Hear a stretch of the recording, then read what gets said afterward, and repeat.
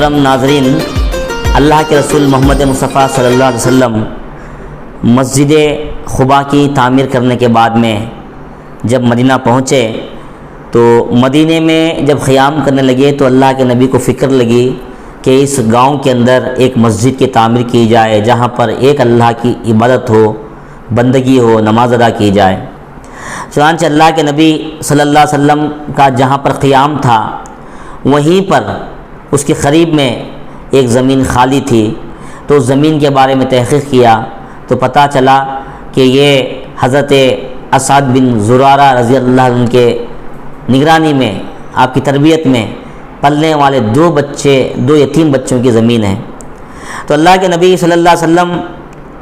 ان نوجوانوں کو، ان یتیم بچوں کو بلایا اور کہا کہ بھئی یہ زمین مسجد کے لیے دیا جائے، اس کی جو قیمت ہوگی اسے ادا کیا جائے گا۔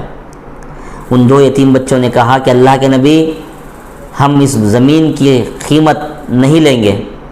اس زمین کو ہم ایسے ہی دے دیتے ہیں مسجد کے واسطے، اور ہم قیمت تو لیں گے ضرور لیکن آپ سے نہیں بلکہ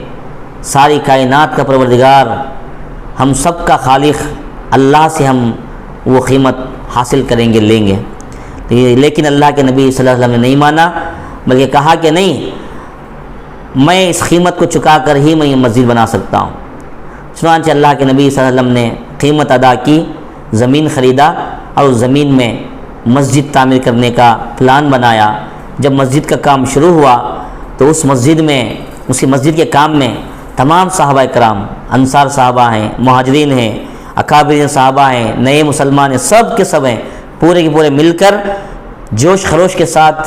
مسجد کی تعمیر کی۔ اسی مسجد کو مسجد نبوی کہا جاتا ہے، اور اس مسجد کی تعمیر میں پتھر، اینٹ، گارے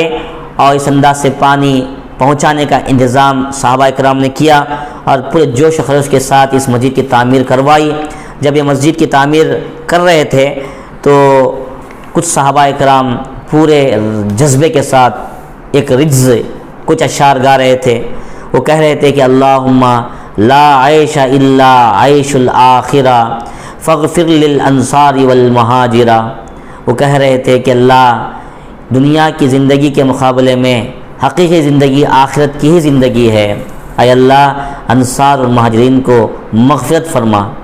جب وہ صحابہ کرام رجز گا رہے تھے تو اللہ کے نبی صلی اللہ علیہ وسلم بھی ان کی آواز میں آواز ملا رہے تھے، اور ان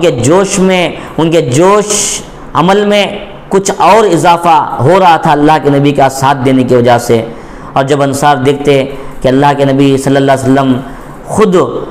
مزدوروں کے لباس میں اللہ کے نبی کام کر رہے ہیں تو ان کے جذبات عجیب ہو جاتے، ان کا جذبات کا عالم یہ ہو جاتا کہ وہ یہ اشعار گانے لگتے کہ لَإِنْ قَعَدْنَا وَالنَّبِيُّ يَعْمَلُ لَذَاكَ مِنَّ الْعَمَلُ الْمُغِلَّلُ۔ وہ کہتے کہ اگر ہم بیٹھے رہیں اور ہمارا خدا کا نبی کام کرتے رہے تو ہمارا یہ رویہ انتہائی گمراہ کن ہوگا۔ چنانچہ نبی بھی شامل ہیں مسجد کی تعمیر میں، کام میں، تو صحابہ کرام بھی برابر کے شریک ہو جاتے ہیں۔ تو اس انداز سے مسجد نبوی پورے جوش و جذبے کے ساتھ صحابہ کرام نے تعمیر کیا۔ مسجد تعمیر ہوئی، کچی دیواریں ہیں جو تقریباً 8-9 ہاتھ اونچے کچی دیواریں ہیں۔ ان دیواروں کے اوپر کھجور کی پتیوں کے ذریعے، کھجور کے درخت کے پتوں کے ذریعے کیا ہے چھپر ڈالا جاتا ہے، چھت بنائی جاتی ہے، اور وہ چھت بھی ایسی کہ بارش ہوتا تو پانی برستا ہے۔ اور کچی مسجد کی یہ کیفیت ہے، مسجد تو کچی ہے لیکن اس کچی مسجد میں پڑھنے والے نمازی پکے نمازی تھے، ان کا ایمان پکا تھا، ان کا عمل پکا تھا، اور وہ نماز میں بھی بڑے پکے نمازی بن کر کے دکھائے ہیں اس دنیا کے اندر۔ اور اس چھوٹی سی مسجد کے امام المرسلین اللہ کے نبی محمد مصطفیٰ صلی اللہ علیہ وسلم تھے۔ یہی وہ مسجد ہے جس میں تقریباً اللہ کے نبی صلی اللہ علیہ وسلم 10 سال تک امامت کرتے رہے اور نماز پڑھاتے رہے۔ یہی وہ مسجد ہے جس کے بارے میں اللہ کے نبی صلی اللہ علیہ وسلم ہمیشہ یہ بیان فرماتے تھے کہ میرے گھر اور میرے منبر کے درمیان جنت کے باغیچوں میں سے ایک باغیچہ ہے۔ گویا مسجد نبوی جنت کے باغیچوں میں سے ایک باغیچہ ہے۔ اور اسی طرح فرماتے کہ جس آدمی نے میری اس مسجد میں مسلسل 40 دن نماز پڑھا، 40 وقتوں کی نمازیں ادا کیا اور ان کے درمیان میں کوئی بھی نماز فوت نہیں ہوئی تو اللہ تعالیٰ اس کے لیے جہنم کی آگ حرام کر دیتا ہے اور عذاب سے برت لکھ دیتا ہے، اور اس طرح نفاق سے بھی اللہ تعالیٰ اسے برت کر دیتا ہے، آزاد کر دیتا ہے۔